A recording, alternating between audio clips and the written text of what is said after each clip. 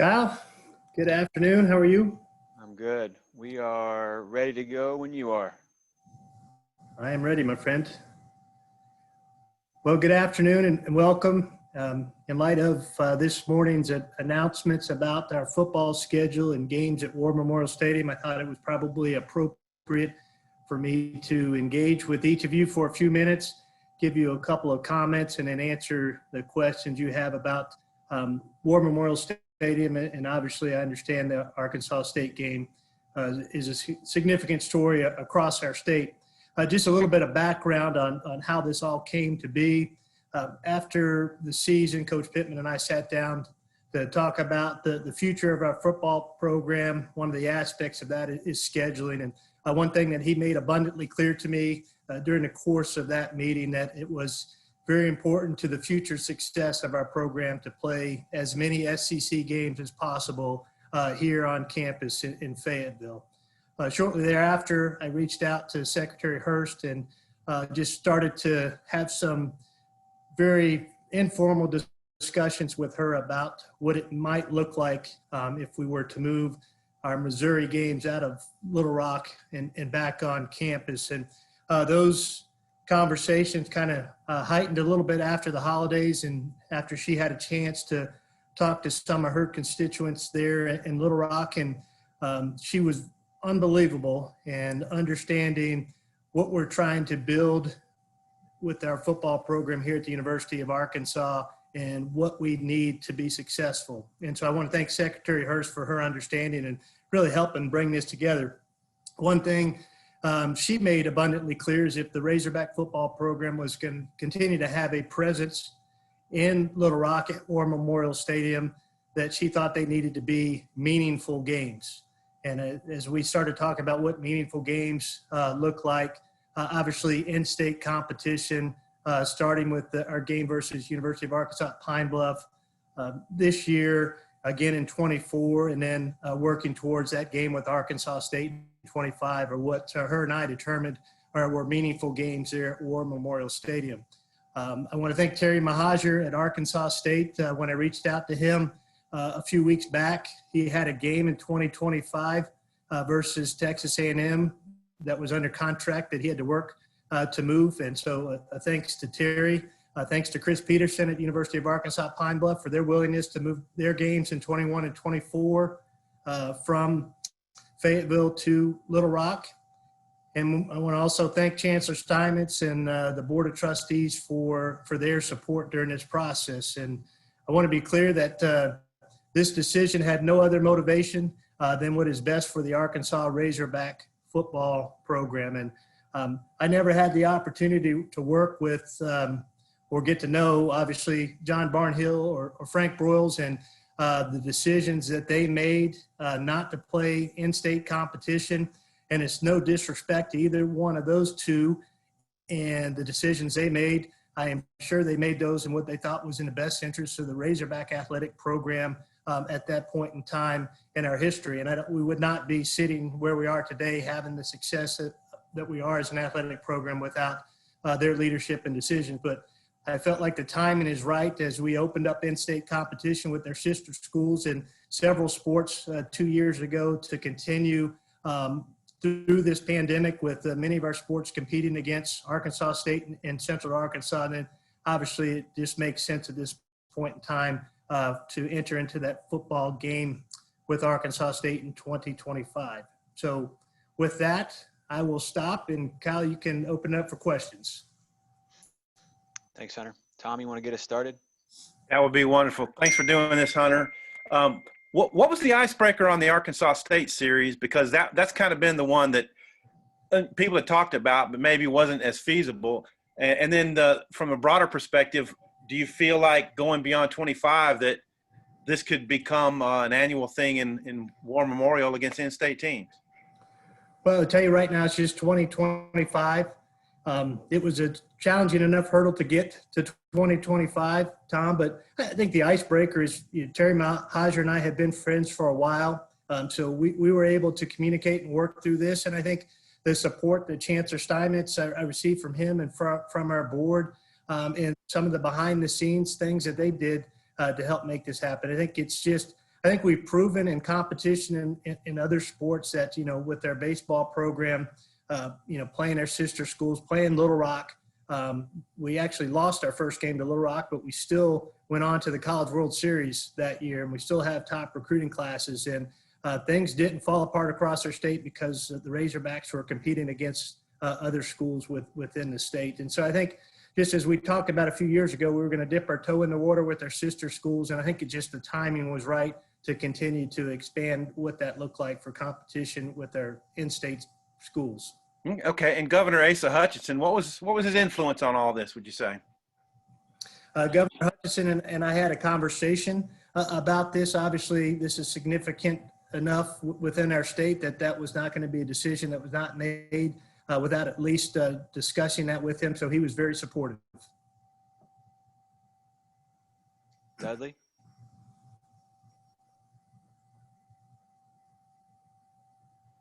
When you look at there's been so many debate and stuff about having games in Little Rock and having more in Fayetteville. Talk about wanting to keep some of those games in Little Rock and this becoming a way to maybe make it even more special down there.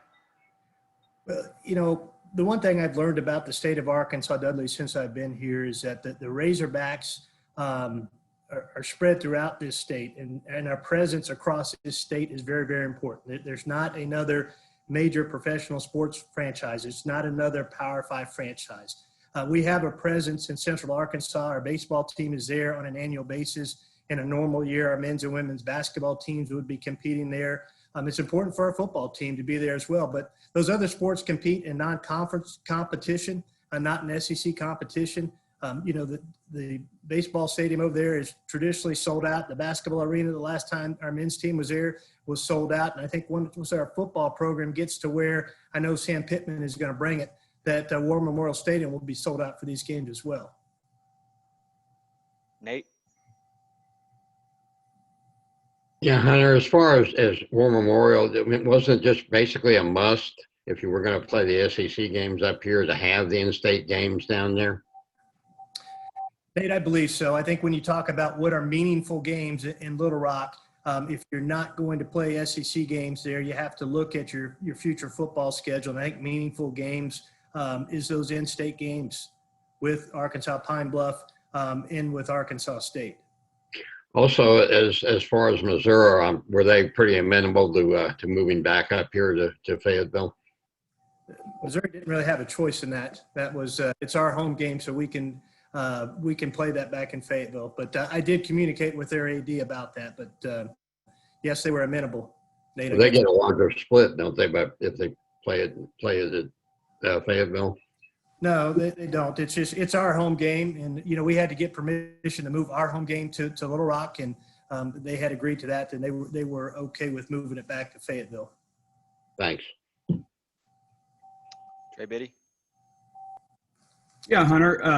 I polled Arkansas fans what they thought about the Arkansas State game, and 64% of them want to see the game played, but the other third are concerned. And I think going back, historically, that Arkansas doesn't have anything to gain by playing this game. If they lose, it diminishes the standing as the top school in the state. What do you say to fans who, because it is a large majority, it's not the majority, but it is a large percentage that feel that way? Yeah, I'm just going to go back to the competition that we've seen in our other sports, and we lost one of those games, a baseball game, and it didn't hurt our recruiting in the state for our baseball program. It didn't hurt us advancing to the College World Series. I don't see that as being the case. I mean, yes, we could lose that game, but we're still going to be the University of Arkansas in Fayetteville. We're still going to be a member of the Southeastern Conference.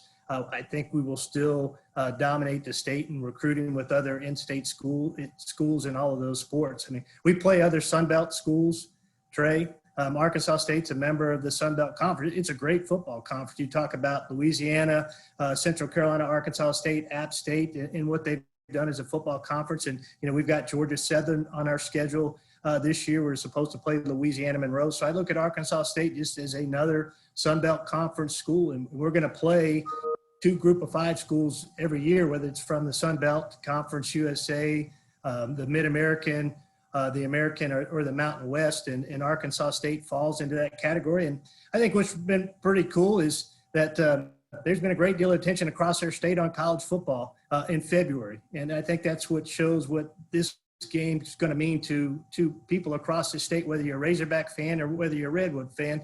It's going to be a pretty cool atmosphere in September of 2025. Do you have any information on the financials of it, like the split in terms of seating, how much Arkansas State will get and how much they're getting paid? I'm not going to provide the exact figures because we're still negotiating contracts with some other schools, but there's a split of a cash guarantee as well as some tickets that would equal to a normal cash contract that we would do with the fellow Sunbelt school. Hutch. Yeah, Hunter, I'm not sure if you're able to answer this right now, but I mean, even whether it's against Arkansas State or UAPB or anything, do you anticipate continuing to play in War Memorial beyond 2025? And I will tell you, our presence in Central Arkansas is important across all of our sports. And, we work on more of an annual basis with men's and women's basketball and baseball, and we're scheduled out now through 25 in football. And we'll just continue to evaluate what's best for our athletic program. And if it's best for our program to continue to grow, to be in Central Arkansas, we'll continue to be in Central Arkansas. Bob.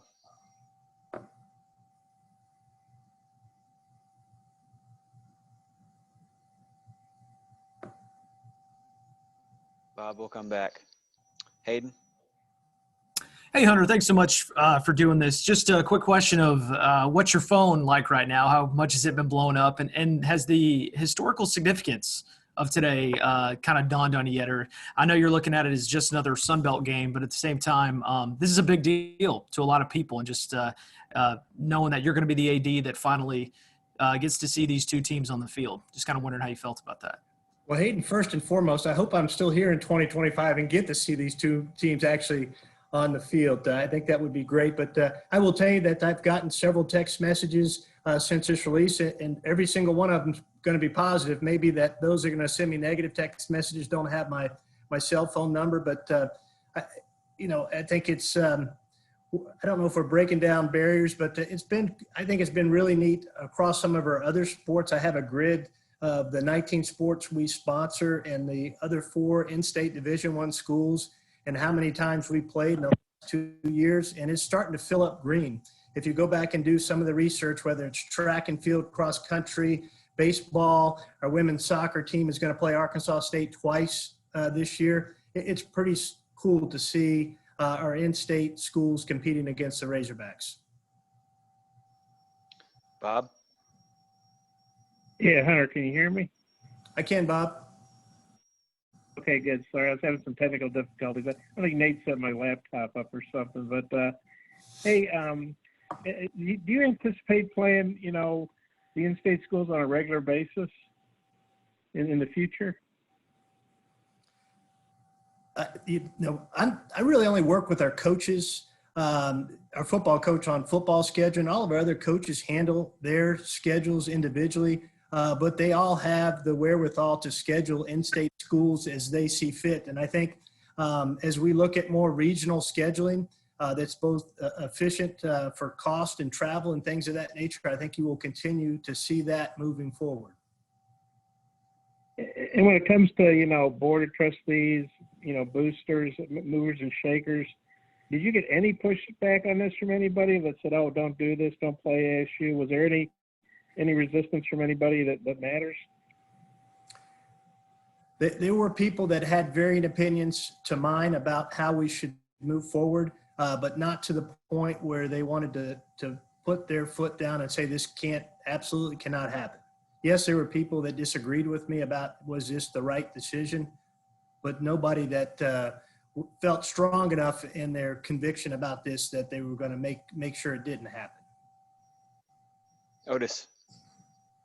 Yeah, thanks for doing this, Hunter. But on the, how much did the COVID, the financial hits you guys took this year with the COVID and everything, how much did that play into trying to get that Missouri game up here, in addition to Sam wanting it up here, but how much did all that play into the financial situation?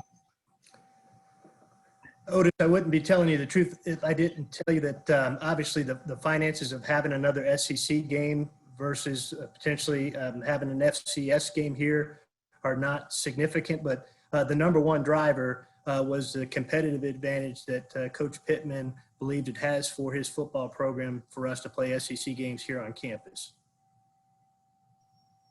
Nikki? Yeah, Hunter, you guys have, these world-class facilities up in Fayetteville. I guess a lot of people wonder, War Memorial might not be as flashy. So are there renovations that might be coming down the pipeline or just any upgrades that fans might get excited about having the Hogs play there? Well, I don't know about the fan amenities, Nikki, but I can tell you that they installed a new turf last year. They renovated the visiting team locker room. They were in the process of renovating the home locker room in preparation for the Missouri game this year. So they'll be ready for the Pine Bluff game. Other than that, from a fan amenity standpoint, I don't know what their plans are for the golf course that surrounded that. That was a big tailgating spot. But I can tell you that they've made a concerted effort to improve the student athlete amenities within War Memorial Stadium. Let me know if you've got more questions in the chat. Dudley? Obviously, you mentioned the competitive advantage for Coach Pittman. Obviously, since the end of the year, he's changed up his staff a little bit. Just talk about, maybe the excitement of him filling that out and getting into the next season. Yeah, that was part of our kind of staff and the staff he put together as a first-time head coach. And he felt as he had an opportunity to work alongside his full-time assistants and people along his staff for a full year that there needed to be some changes made. And him and I worked together to figure out how financially to make that work so he could put together some changes to his staff. And we're excited to get those new coaches here and joining our staff. And I think having an opportunity to meet them, that it is definitively a better fit for our program, and look forward to seeing them on the field coaching our student athletes here this spring. Trey Schapp? Hey, Hunter, I'm curious as to what the reaction by Terry Mahajer was when you finally made that call to him to say, hey, it's done, we're going to do it. I mean, obviously for Terry and the Arkansas State program, that this is a big deal. It's something that from the day I arrived, Terry, or the day really quite honestly that I was announced, because Terry and I have been friends, that he's been kind of knocking on my door to make this happen. And so obviously he was very excited, and he had to, it's not easy to move football games, and Terry had to move a football game with Texas A&M, find them another opponent. So he had to put in some significant time and effort to make this happen, and I'm very appreciative to him for that. But Trey, he's very excited, obviously. Hutch? Hunter, you mentioned that the main factor in this was that Sam wanted more home games, SEC home games in Fayetteville. Would that apply also to the Texas A&M game? Do you anticipate that being moved back to Fayetteville whenever that contract expires? And if so, could you envision playing other maybe non-conference games at AT&T Stadium? Yeah, what I will tell you is Ross Bjork and the folks at Texas A&M have made it abundantly clear that when the contract is over with AT&T Stadium, that they would like to see those games back on campus following the 2024 season. We would be next in line in the 2025 season to have the Texas A&M game back here on campus. And so our home game is this year as well as in 23. So if you look at our schedule over the next 5 years, we have 20 SEC home games. 18 of those will be played here in Fayetteville. The two that will not be will be the two we play in Dallas at AT&T Stadium against A&M. And then after that, I foresee those games moving back on campus. Now, whether we play some non-conference games, kind of those kickoff classics, things of that nature at other venues like an AT&T Stadium in the future, I think that's a definitive possibility. Whether that happens over the course of a 10-year agreement, again, probably doubtful. Trey Biddy? Yeah, Hunter, I was wondering where you are right now in terms of finding the, I guess, associate AD in terms of name, image, likeness, where you are in that process. What's your level of excitement for the announcement that the NCAA video game is coming out? And are you a PlayStation guy or an Xbox guy? And what's your handle? Well, Trey, I'll answer the last one first. I mean, since we have a PlayStation in our house, I would say I'm a PlayStation guy, but I do not play video games. I don't I don't have time. And my younger son Brooks would just it wouldn't be even a contest. He would whip me pretty good. I will be honest, the EA Sports announcement kind of caught us a little bit off guard. I would prefer that they had waited till we had ironed out the name, image, and likeness piece as an NCAA before they announced that. We knew that was coming. The announcement, quite honestly, caught us all in college athletics a little off guard with its timing. As far as the position goes, that closed the Friday the week before last. John Fagg is leading that search, and I know they've narrowed the field down to a few candidates that we will visit with by way of Zoom in the coming weeks. And we hope to have that person here on campus sometime in March to early April at the latest. Last one, Russell. Hunter, just want to get your thoughts on the UConn win last week for Coach Neighbors and the job that he's doing here building that women's program. Yeah, he's doing a great job. And I think I joked about it maybe the last time we talked. I mean, when he reached out and said, Vanderbilt's going to shut their season down, we've got an opportunity to fill a void with them. I want to play UConn. I thought, quite honestly, he was kidding that he wanted to trade Vanderbilt for UConn, but he did. He was serious. And, our women played at Georgia. They lost a tough game on a buzzer beater on Monday. They had to bounce back and play that game on Thursday. We had some COVID issues that came up on Thursday morning, quite candidly. We had to sit some people out. And he just worked through all of that adversity and did an incredible job preparing our girls to play a great game. And he's just doing a great job building our program. When I first arrived, he liked to determine that we were in the SEC South, which he said was the bottom, and we were going to make it to the SEC Midwest, and then we're going to be in the SEC North, which, even in spite of you look at our losses this year, all against top-rated teams. Maryland, outside of our conference, I think is in the top 10, and everybody else is in the top 20. And I think it proved the fact that what we were able to do with the UConn game on Thursday, how tough the SEC is in women's basketball. All right, that'll wrap us up. Hunter, thank you.